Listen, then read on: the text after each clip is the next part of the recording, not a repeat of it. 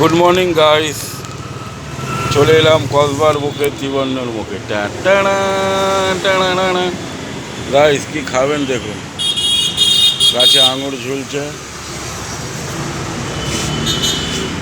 ভালো বেদানা খেলেই রক্ত হবে, খেজুর খেলেই ইমিউনিটি পাওয়ার বেড়ে যাবে। আর এই এক পিস আছে, আজকে খালি করব। চলে আসুন গাইস কসবার বুকে, ত্রিবর্ণের মুখে। মাল ভালো, কপাল খারাপ।